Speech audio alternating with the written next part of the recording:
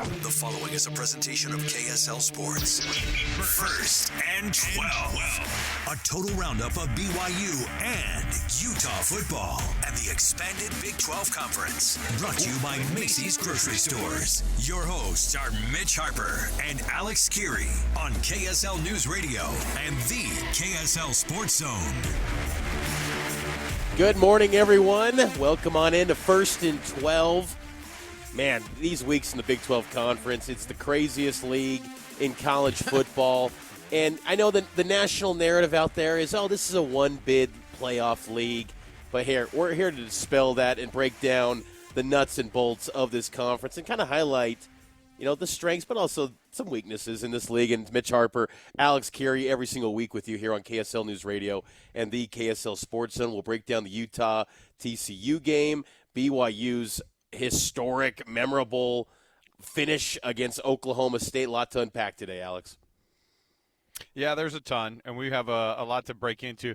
And listen, the Godfather Nick Saban already spoke. There's only one bid in this league, and then the rest of the country is going to be like, he has spoken it, he has said it, and now we have to live by it. Yeah, I don't know. This league gives you – it's all sorts of weirdness, all season long, and this weekend was no different. We were a couple of finishes away from this thing totally being blown up, but let's start everything off here. By the way, our show, as always, brought to you by Macy's. Happy shopping every week, bringing you the program, the freshest fruits and vegetables from your local growers and the best local brands. Macy's Happy Shopping. Mitch, let's jump into that BYU football game and that breakdown from the Friday night that was one of the latest ones to try to get out of Provo that you've ever seen. Everybody stayed till the last second, and no wonder. Let's get to that BYU game breakdown here.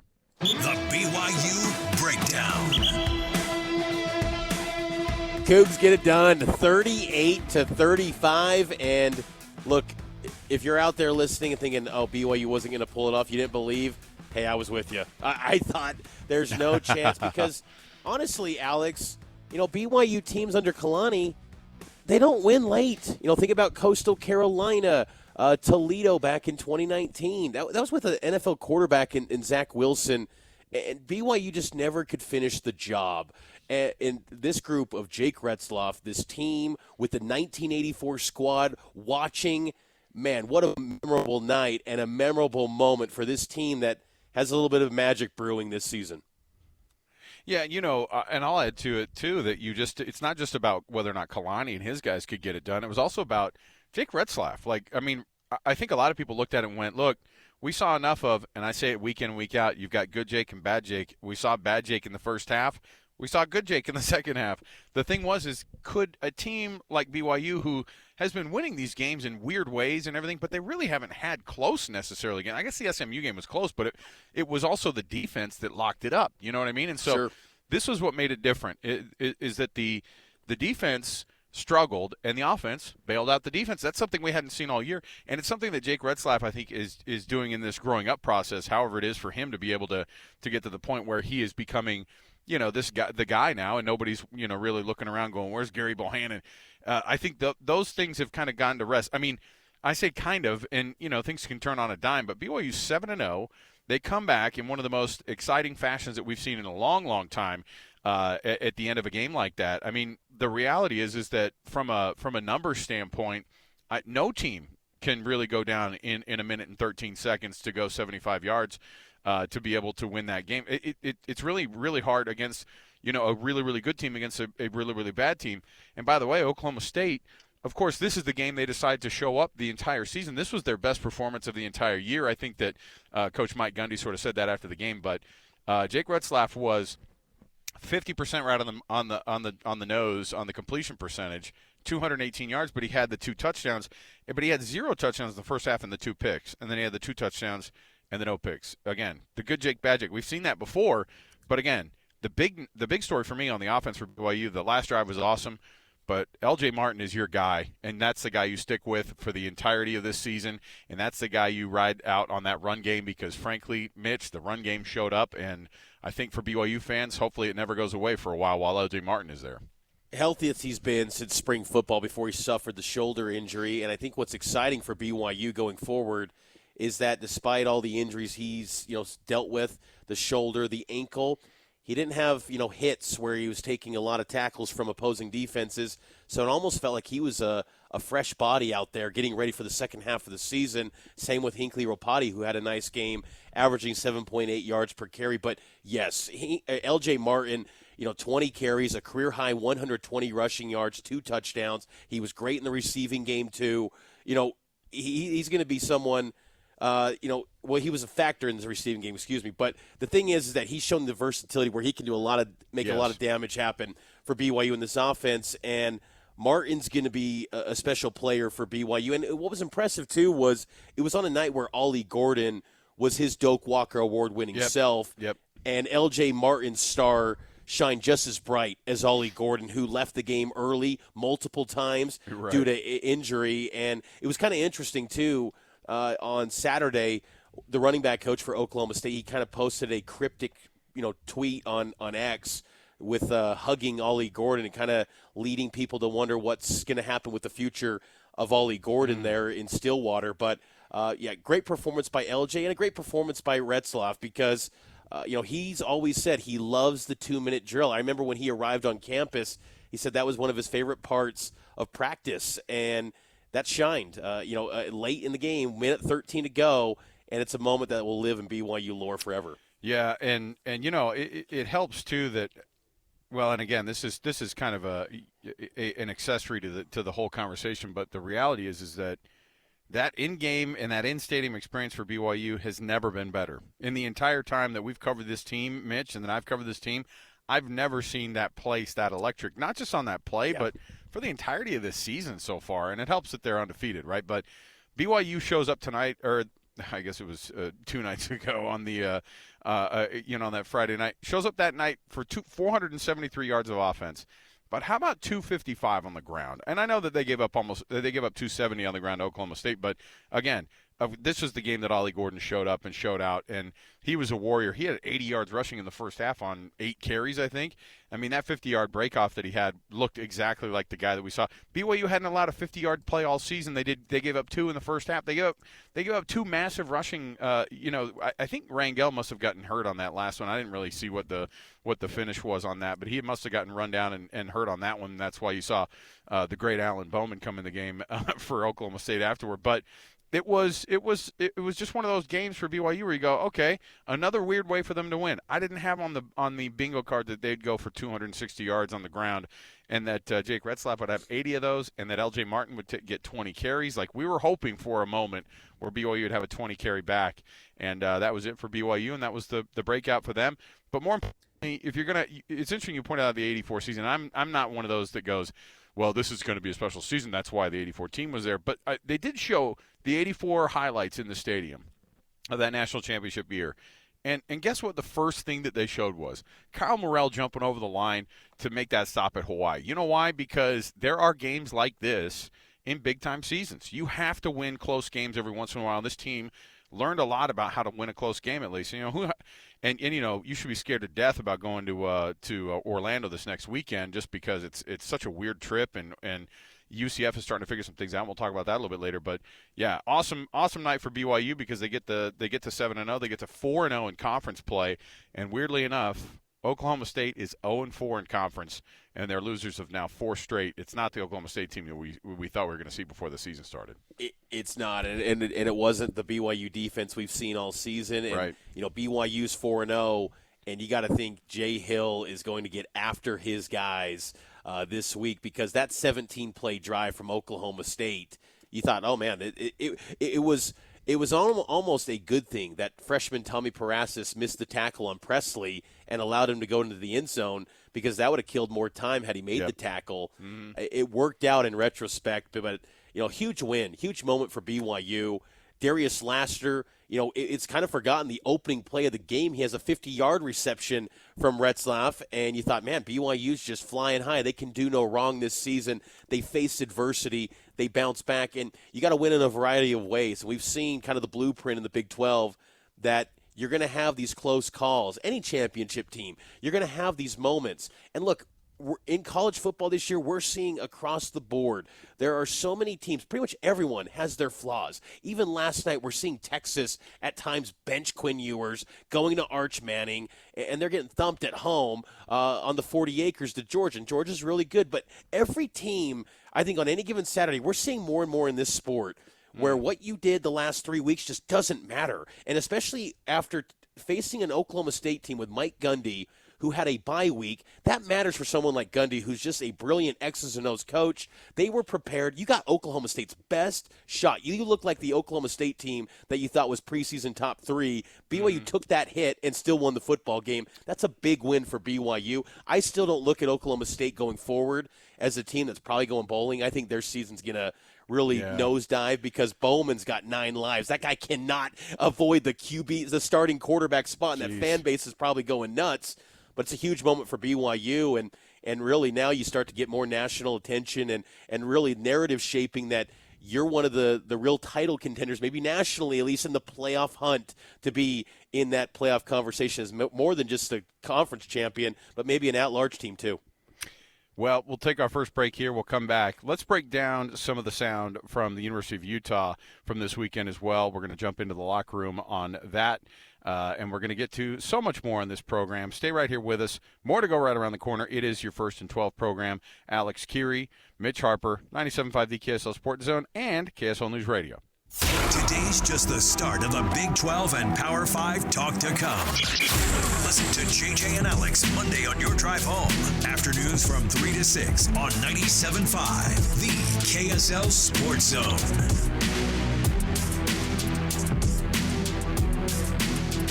Yeah, welcome back. It is 1st and 12. Happy Sunday to you. Macy's Happy Shopping. That's who brings you the program every Sunday right here on KSL News Radio and on the KSL Sports Zone. I'm Alex Kirry. He's Mitch Harper. Yes, we've got a lot to break down this week, of course, and we're all over the place because the Big 12, Mitch, is all over the place. And with Utah falling last night to TCU, another weird chapter in what's going on this season for Utah. I think everyone was hopeful, and certainly I think you still can be, that this TCU and Houston stretch, now they head down to Houston. But after losing to TCU last night and only putting up 7 points against the TCU team that, by the way, lost to Houston, I don't know if it was last week or the week before. Either way, it's a head-scratcher, and there's a lot to figure out for Utah. They have a pretty darn good defense, but not enough to be able to withstand the TCU Horned Frogs. Here's Kyle Whittingham in the postgame. His reaction to his team, trying to pull things together now, having lost 3 straight. Very proud of our defense. I can start with that. To hold that crew to 13 points from what they've been doing this year with really essentially no help, field position-wise or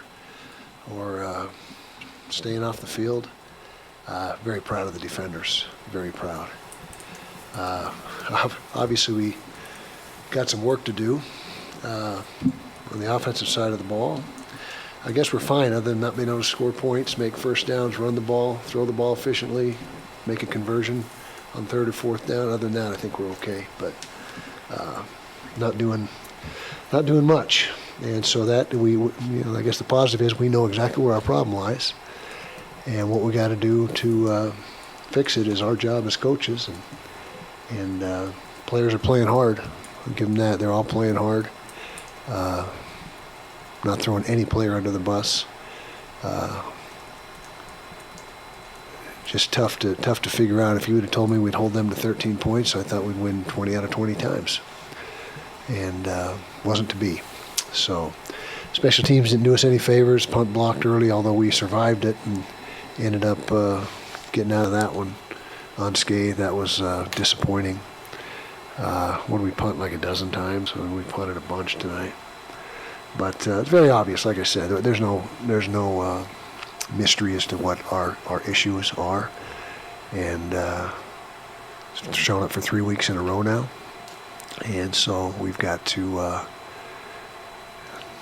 look at everything really hard in the next 24 to 48 hours and make some tough decisions and see where we're at. So, questions? Kind of as you mentioned, there will have to be some tough decisions moving forward. from an offensive personnel standpoint, is there going to be any changes made to who's going to be potentially making the play calls? I mean, is that even in Everything's up in the air right now. Everything's up for evaluation, and we will evaluate. Do you feel like this offense can be fixed this season? Sure hope so. Sure hope so. But last 3 games have not been very encouraging. But I know I'll keep working and trying to figure things out. And yeah, just have to see what happens. Kyle Isaac gave a lot of credit to TCU's defense. Mm-hmm. How much do you think was that, and how much was just poor They execution? played hard on defense. They had a nice scheme. They brought the safeties down low, knowing that we'd probably try to run the ball, and we only got 65 yards rushing. Can't protect the quarterback either. That's another thing we didn't do. It's 4 sacks. But give them credit. Give them all the credit. They had a plan and they executed it, and we just couldn't get anything going. We had the one drive. We didn't reach the red zone one time. Our touchdown that we did have was from distance, and so we've got plenty on our plate to keep us busy the next till we line up and play again. It was insignificant in the game ultimately, but did they give you an explanation for why it wasn't roughing the kicker versus? Yeah, they said they didn't hit his plant leg. On the replay, it looks like that's all they hit was the plant leg, but that was their interpretation. With Isaac in the second half, he seemed to open up pretty good and get that big play with Money Parks and get that touchdown. What are you seeing from him that you saw as a positive and other areas that you'd like to see improvement? Well, he's a fighter. He's a kid that is a competitor, maybe even a better word. He's got a lot of confidence in himself. He doesn't get skittish. He just keeps coming back and playing hard and that was a good throw, good play. That was the highlight of the game offensively was that one play. And we just he's a freshman. He's a true freshman. It's a learning curve, and it's not it's not completely surprising that we're not performing better throwing the football, but didn't expect to be the run game to be so poor tonight. That was really the biggest disappointment. Is something that we had been decent at. You guys went to more of a spread attack. Do you feel like the game plan tonight maximized his strengths? That's a good question. I mean, you want to maximize strengths, but you also want to minimize turnovers and take care of the football and all that. So there's a fine line there, but you could get too conservative and not let it open up enough to have him have better opportunities. But we'll watch the film and see what that says. It's not often that you get booed at your own stadium going into. Yeah, hey, fans pay their money. They have a right to do whatever they want. Yeah, they paid money for the tickets, and if they're not happy and that's the way they want to react, our guys have played a lot of good football through the years and given them a lot of positive things to be excited about, but certainly in the last few games have not been anything to be excited about for those guys. Two of them being at home. And that was Utah head coach Kyle Whittingham after the Utes fall to TCU 13-7.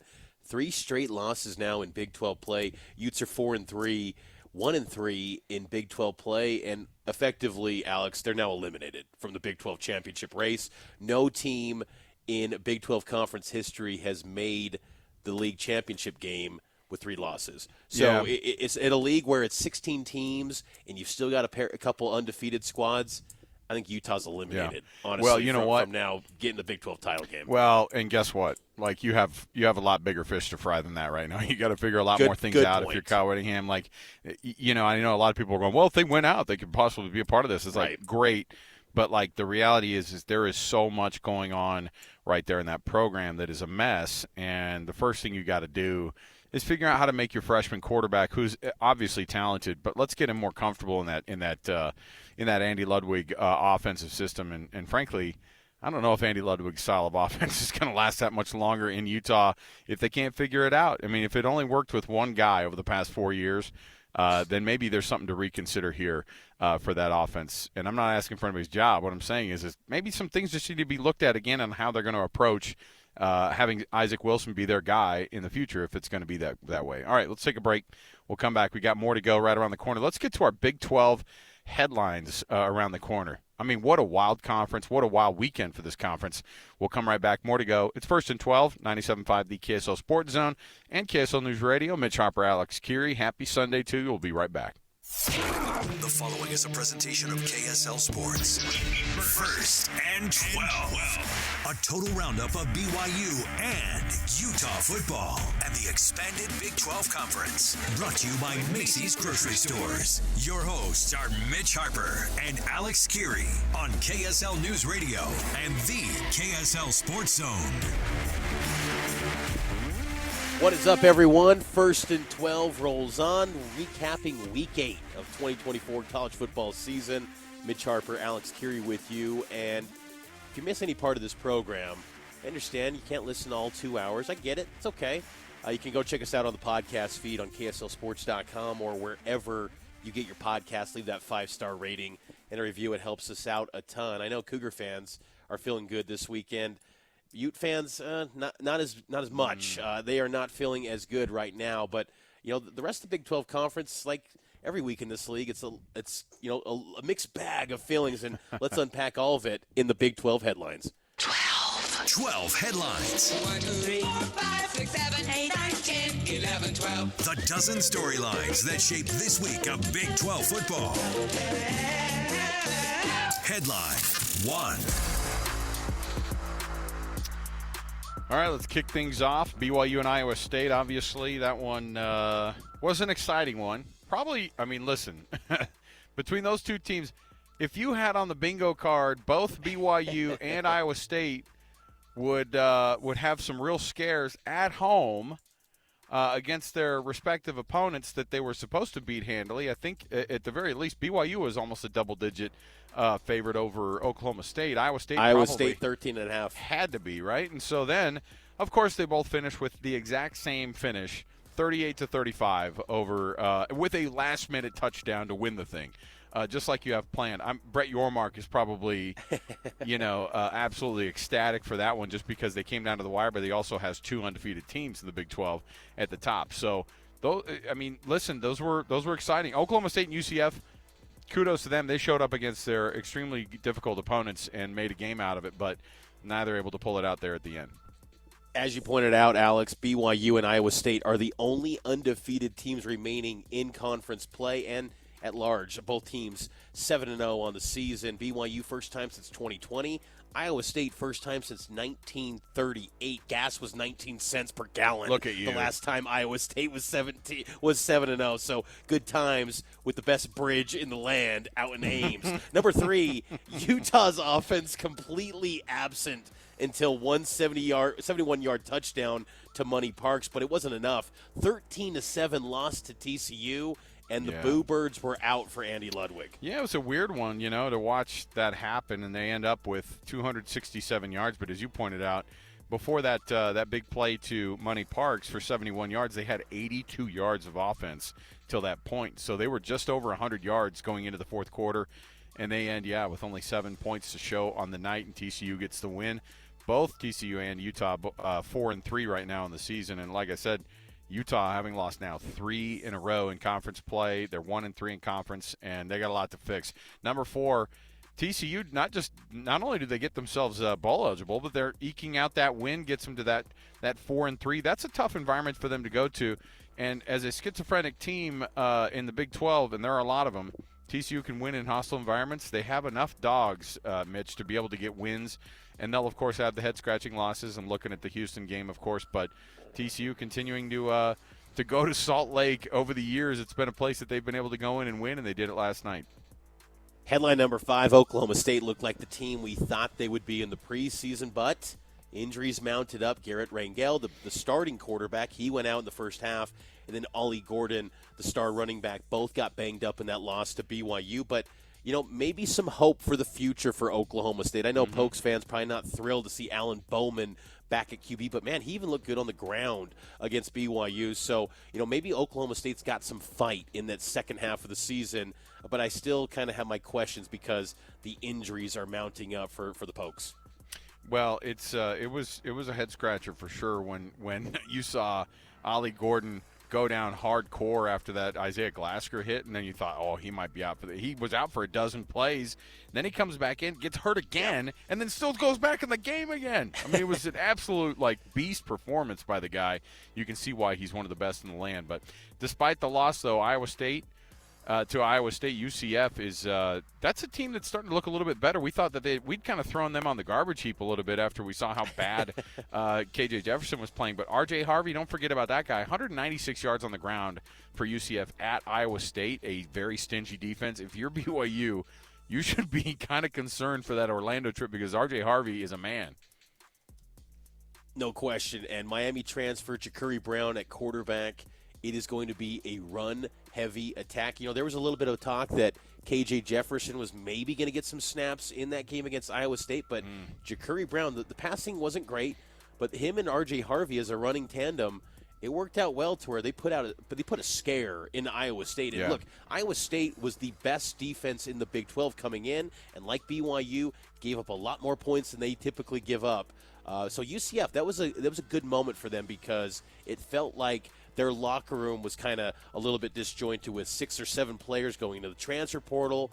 You know, what tricks did Gus Bus have up his sleeve? And, you know, it's a good response, but they got to ultimately get back on the winning side of things. Yeah. They're on a 4-game skid right now. Headline number 7, Texas Tech gets blasted by Baylor. Classic Big 12 head-scratcher in this one. First loss in conference play for Joey McGuire. I mean, at some point, Joey, it's got to work, McGuire. You're a great recruiter, but you got to get results. Well, and especially on the defensive side of things, how many times has Texas Tech given up a ton of points this year? Just so happens in a lot of those games that they were able to kind of erase people's feelings on it because they would win those shootouts.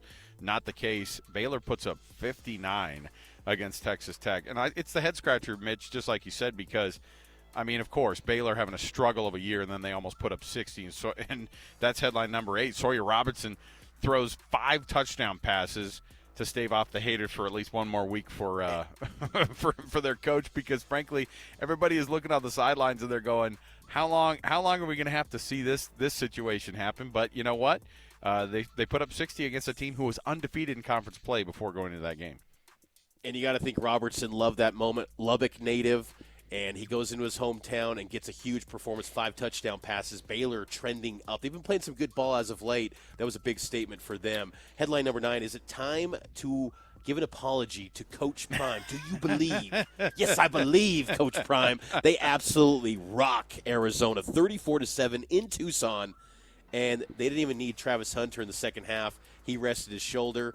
Arizona, on the other hand, they are completely lost. But the Buffs, they are looking legit. My son pointed it out to me. He said, "Hey, you called this game on your show on Friday. You said Arizona is so bad right now that Colorado's going to win that game." And I was like, you know what? I did say that.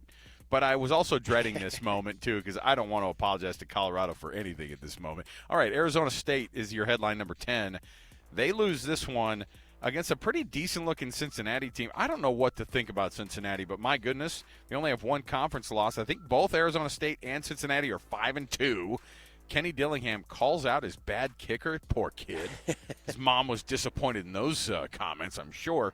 He's asking the student section for a real tryout. Our producer, Eric, said he's going to fly down this weekend to see if maybe he can or this week to maybe put himself out there. Hey, you can enroll online just like everybody else does down at Arizona State, and let's get that thing going. Cam Scatterbo, by the way, 18 carries, 75 yards, very pedestrian for a guy who looked like a superstar last week against Utah. Mill Avenue, highly recommend it. Great spot in Tempe. No, but let's see. Headline 11, Kansas State cruises past West Virginia. I didn't see this one coming. No. 45-18. I thought, Kansas State probably wins, but I thought it'd be close. West Virginia, injuries. Garrett Green gets banged up. Jaheim White, their star running back, banged up. And then their star left tackle, maybe the best offensive lineman in the Big 12, Wyatt Millum, he was out too. West Virginia, you can't keep using the scheduling excuse, and I know they played a tough schedule. All 4 of the teams they lost to, a combined 1 loss this season, but still, you got to break through at home. And Kansas State, man, that beef up front on the offensive line, they dominated at the line of scrimmage. Wildcats are looking really good in the heading into the second half of the season. The 12th headline of the night or the day here for us. It was the battle of the bad. And Kansas starts to wake up a little bit. Kansas gets the win this weekend over Houston in a blowout. And, hey, Jalen Daniels looked like the guy that we thought we were going to see a couple years ago there, Mitch. I don't know how long it's going to last, but got yourself a little bit of a performance there. I don't know if that's going to wake up Kansas's offense totally, but they scored over 40 points, and they show Houston they show everybody what Houston is actually made of, and that's not a very good football team. So there you go. Both teams now 2-5 on the season. There you go. There's your 12 headlines of the Big 12 for this weekend. Let's take a break. We'll come back. We've got our sound roundup around the corner. Stay right here with us. It's 1st and 12, 97.5 the KSL Sports Zone and KSL News Radio. Big 12 Sound Roundup. Check 1, 2. The best bites, cheap shots, and excuses from Saturday's post-game news conferences.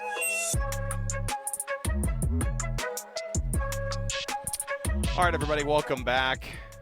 Final segment here of the first hour. It's your Big 12 Sound Roundup, as the big voice indicated there. It's all brought to you by Macy's Grocery Store. Happy shopping, everybody. Mitch, Harper, Alex, Kirry, happy Sunday. We want to encourage you to go check out the podcast if you miss any portion of this show. We break down all things Big 12, including, of course, heavy emphasis on the local teams here with BYU and Utah being a part of the Big 12, and big weekend every weekend in the Big 12. It's can they take over the term Conference of Champions now that Pac-12 is not using? Are they still using that? Or I don't know if that's something they could steal from them, Mitch. That's a good question. Sure if they can continue to.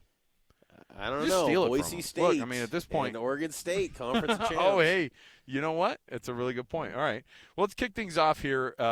Over the weekend, well, now listen, Coach Prime. I like I said, I don't want to give the apology yet, and I don't believe totally yet in Colorado. However, they are piling on Arizona. It seems like everybody else is right now. They absolutely blast the Wildcats. And here's what Coach Prime said afterward, because he had some high-profile action before the game on people commenting about how his team was going to do, and here's what he had to say. Let me go out and underscore this, too. I thought President Obama is everything to me. I mean, I love him. I admire him. I respect him tremendously. But I heard what he said. You know, President, I heard what you said, man. Like, come on. That's why I really don't get into politics. I'm into people, because politicians they play the political game, and he was here and had to play the political game. So they have 2 good players. We got more than 2 good players, but you're here, so you had to support that. And what he said, they won the last 3 meetings or 2 meetings, something like that. He did his homework. Somebody gave him some great statistics. But President, come on, man. You my man. I love you. I appreciate you. But come on, dog. God bless you. I still love you. Coach Prime calling out former President Barack Obama, because former President Obama said in Arizona when he was talking to potential voters, he's like, yeah, you guys are going to win because Colorado's only got 2 good players. And so Coach Prime answers to that. That's kind of fun. But that also shows you how big of a reach. I mean, Coach Prime, his team, they capture a massive stage whenever they take the field. And now that they're winning, holy cow, the eyeballs are going to be massive going forward for this team. But behind closed doors, don't you think that Coach Prime goes, man, we only got 2 good players. I don't know how we're doing this. Like, I think that he probably really thinks that too. So I don't know about that. And then of course, maybe Shiloh we too. had to He's pull 3. this one. No, I know. Yeah, but even he knows that he's not the gifted Sanders of the family. All right, Jake Retzlaff after BYU's win, he starts to get pretty confident at that podium. Starts talking about a few things a bit deeper than just the game. It's about how much you love football. It's magical. It's spiritual. How can you not be romantic about this game? Just something like that. A couple of the guys, Waylon Abuaho was in tears on the sideline. Connor Pay scooting around in tears. Like, it's a special experience, man. And doing it at home makes it even more fun. It was fun. It was just unbelievable, man. That's something that's going to be talked about for a long time, especially in my household. Jake Retzlaff's becoming like a storyteller at the podium at these post-game pressers, man. And look, I enjoy it. As someone who wants a good soundbite and a good cut quote, yeah, man. Great. Like, let's hear Retzlaff continue to have these fun interactions with the media. I enjoy it. It's good stuff from the BYU quarterback, and really I don't think anyone saw this developing where he's a great soundbite, because I think a lot of people thought, oh, he's probably going to be avoiding the mic because he's going to be facing pressure week after week to maintain his job. He's settled in. He's QB1, and he's clearly enjoying the spotlight. Someone who's not enjoying the spotlight is probably the Arizona State kicker right now, because Well, I don't think we've ever really seen this in college football where a guy just straight up publicly loses his job. Kenny Dillingham, he sounds off on their kicking situation, and he was pretty candid. You can be aggressive, but just because you convert doesn't guarantee that you make it one possession. So you would hope that you can make, a kick, one of those, but our kicking game's atrocious. So if you can kick and you're at Arizona State, email me, right? We're going to have kicking tryouts on Monday. So bring it on, kicking tryouts Monday, let's go. Yeah, I'm dead serious. We're going to put it out on our social. We're going to have a kicking tryout on Monday. We got to find somebody who can make a field goal. It makes it even harder, like late in games when it's clearly a kick scenario. Like, that's when it gets really hard because you're like, it's clearly a kick. Like, you definitely want to take points here. There's no doubt in your mind. And he hadn't had a kick this game, and he was kicking good pregame, so I felt good about it. But, it is what it is. Like, we got to do a better job getting him in the better mental state to kick. But at the same token, I got to do a job, and I got to get guys on the field that can perform in those situations as well.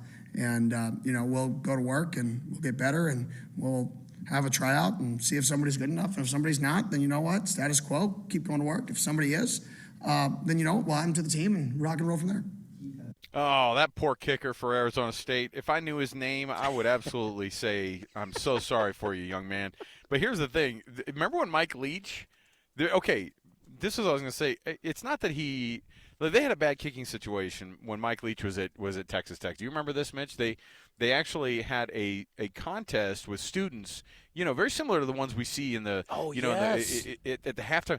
Do you remember they actually had a guy come out there and he blasted like a 25 or a 35 yarder and like put it like 3/4 of the way up the pipes there. Leach asked him to come out for a tryout and he actually made the freaking team, and then he ends up winning a scholarship later.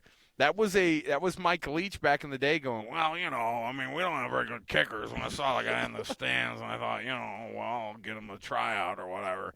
Like, that was an absolute moment from Mike Leach. And Kenny Dillingham got, like, more grumpy. He was, like, mad at the kid. But, yeah, he's taking a lot of shots on social because he's being so rude about it.